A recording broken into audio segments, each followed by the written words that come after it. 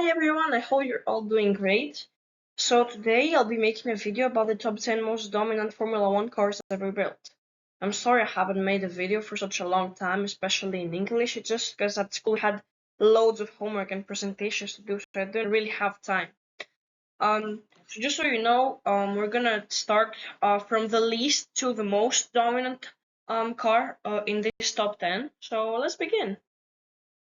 So let's start from the least dominant car of this top 10, the Williams FW14B from the 1992 season. Now, it was driven by Riccardo Patrese and Nigel Mansell, who became drivers world champion that year. So why was it so dominant? What made it so dominant? It was the active suspension system the Williams engineers had created. Now, what is suspension and what is active suspension?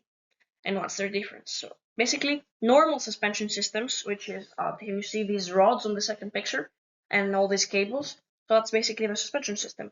It's connecting the wheels to the main body and the chassis of the car, and it's basically keeping the car down on the road and not moving it around.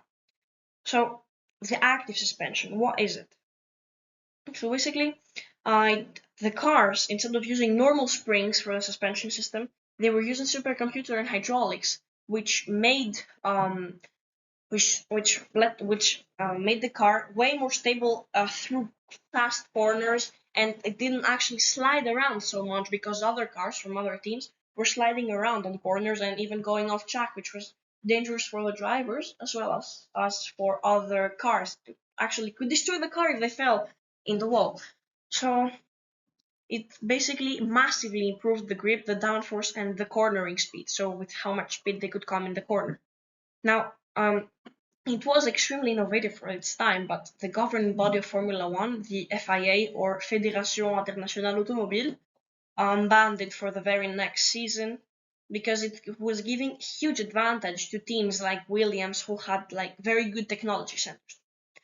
So this suspension system didn't automatically hand them all the wins, but it was really innovative, and that really explains why it's not the most dominant, but is obviously inside the top 10. And they basically had a 60% win rate. They won 10 out of the 16 races, but it made them dominant enough to be able to beat McLaren, who was in second place, with almost double their points. That's crazy, right? So let's continue with. Now let's go on and continue with the RB9 Red Bull's car for the 2013 season. So it was driven by Mark Webber and Sebastian Vettel, who became world champion that year for the fourth consecutive time. So why was it so powerful? Adrian Newey had designed the car specifically to have crazy amounts of downforce, which meant that it basically glued the car to the track and, again, like the Williams, didn't let it slide around. So, why was that important? Because they could carry so much speed in the corners and overtake much easier. Sorry, guys, much easier compared to other cars which were sliding around in the corners. So, and also they weren't destroying their tires because the cars had good downforce, so they didn't have to lean on the tires. Now, what happened was that Sebastian Vettel won 9 consecutive races with that car, and it was the record until Max Verstappen broke it in 2023 with 10 consecutive race wins. And this car had a 68.42% win rate, 13 wins out of 19 races, which is absolutely crazy for a car. Now, this car beautifully summed up the first domination cycle of Red Bull. Let's go to the next one, which is my personal favorite for many different reasons. The Mercedes-AMG F1 W11 EQ performance from the 2020 season. Honestly, guys, I don't know why Mercedes chose to make it have such a long name. Anyways, it was driven by Lewis Hamilton, who became a 7-time world champion, equaling Michael Schumacher's record that year, and Valtteri Bottas, the second driver of the team. Now, why was this car so dominant? I mean, it is not the most dominant one. It has an only 76.47 percent race win rate. Sorry, but if you see how much straight line speed this car had, it still holds 12 all-time lap records across 12 tracks all over the globe. Now, why was this car so fast on the straights? It's because of the dual axis steering. It was a system where the drivers could be able to pull the steering wheel towards their chest, and it would align the tires and the wheels basically, so that the tires wouldn't get too affected on the straights, because on the straights you have immense speed and the tires start graining. So this would prevent the tires from graining, and when they had to get into a corner again, they would push it back. And that's basically what gave the huge speed to the Mercedes that year. And that's why they dominated with 13 out of 17 race wins. The Red Bull 18 from the 2022 season. It was driven by Max Verstappen, 2021 world champion, and Sergio Perez, a Mexican driver.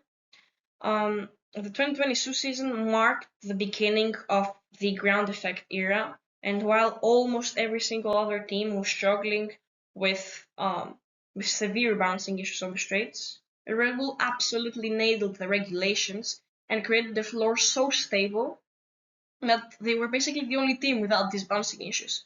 So at first their car was a bit overweight, so Ferrari with Charles Leclerc tried to fight for the title, but once Red Bull stripped off the weight of their car, well, they were untouchable. So after an intense 2021 title fight with Mercedes, they dominated for the next 4 years.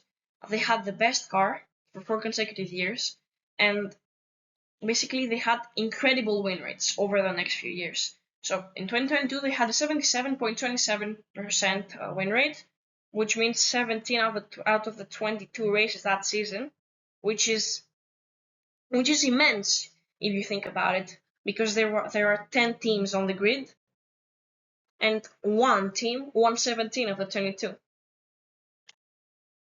Now, Ferrari F2004 from the 2004 season. While many people think that this car is the most dominant one, it's actually not. It's obviously part of one of the most dominant ones because of its 83.33% win rate, 15 wins in 18 races. But it's actually not the most dominant one.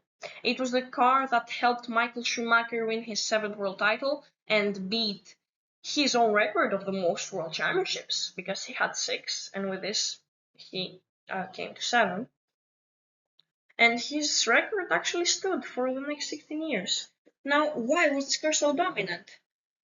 It had a very powerful V10 engine and dominated the season because they had incredible straight line speed, just like the Mercedes, and had many track records before the Mercedes. For the Mercedes from the 2020 season was able to beat these records. So basically, they had incredible speed and very good reliability. Compared to other teams whose engines were blowing up, tires were degrading, Ferrari had managed everything perfectly. So basically the car was reliable and was able to finish almost every race of that season. Now, the Mercedes W05 Hybrid from 2014. This Mercedes has a long history behind it. It was driven by Lewis Hamilton and Nico Rosberg, 2 childhood friends. They were basically fighting for the title, but that broke their friendship. It destroyed their friendship, demolished it. So, why was this car so dominant, and why were only these 2 fighting for the world title? Formula One had just switched to the V6 hybrid engines, and the Mercedes engineers came up with a genius design that separated the engine parts and created massive horsepower, so the engine had a lot more power compared to the other teams. Now, why did this help? It's because with all that power, the car could actually go faster, and once it was in clean air, well, it was untouchable. So basically, no team could ever touch Mercedes, but that meant that the two drivers were competing against each other. They eventually crashed into each other at the Belgian Grand Prix, but Hamilton ultimately, well, handled the pressure better and won 11 races to Rosberg's 5 to take the world title. The 2014 Mercedes marked the start of the 8-year Mercedes dominance. It had 16 wins in 19 races. The cars were getting more and more dominant. Let's see the next one. The Mercedes W07 Hybrid from 2016. So, the 2016 Mercedes was so dominant, it turned the team's own garage into a war zone. On paper, the car was practically unstoppable, using the same engineering concept as the 2014 car, which again gave them immense horsepower, which again meant that the two teammates could only fight each other. Excuse me. So they crushed Red Bull in the championship by 297 whole points. They took 20 pole positions out of the 21 races and 19 wins.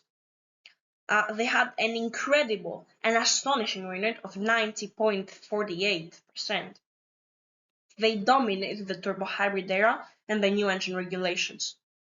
From 2014 to 2020, the Mercedes team won 7 Drivers' Championships and 8 Constructors' Championships. Now, the F2002 Ferrari, again Michael Schumacher's car. So the Ferrari 2002 was driven by Michael Schumacher and his teammate Rubens Barrichello. Schumacher was defending his world title, his 4th world title, and heavily helped in the development of this car. He was so consistent, he finished on the podium every single race that season, clinching the world title by July, which is the earliest in history. They ended the year with 221 points, which was literally combining the points of every single other team on the grid. Now that's crazy. That's immense numbers if you really think about it. They had a 93.33% win rate.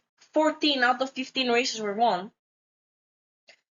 The F2002 helped Schumacher clinch his 5th world title, and he equaled Juan Manuel Fangio's record, who was the most successful driver until then. Now, the McLaren MP4 from the 1988 season. It was driven by legendary drivers Ayrton Senna and Alain Prost. This car is widely considered as one of the most dominant ones, and is actually second in our top 10.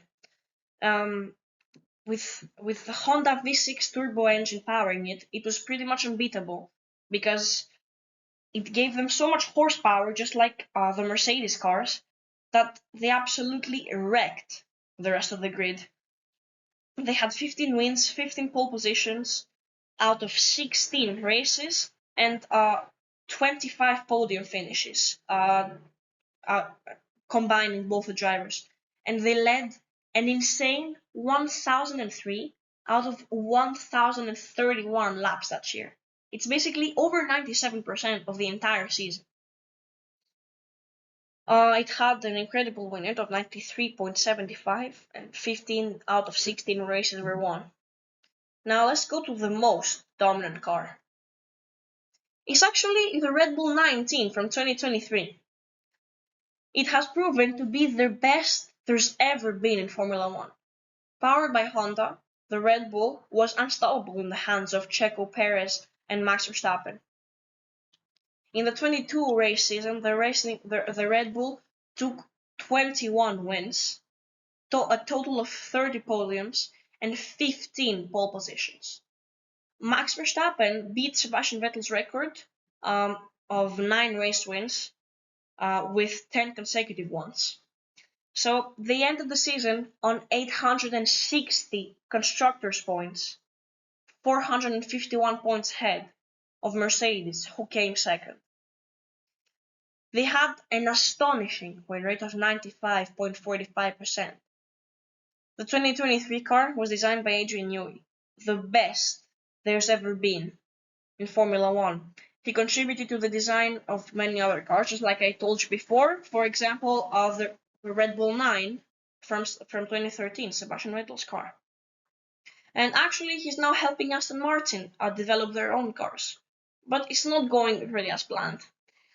Anyways, so the 2023 car marked the most dominant F1 season that has ever been seen in the sport. Thank you very much. I really hope you enjoyed the video. I'll see you very soon with a new series of videos. It's gonna be really cool, I promise. I love you so much, guys. Bye bye. See you.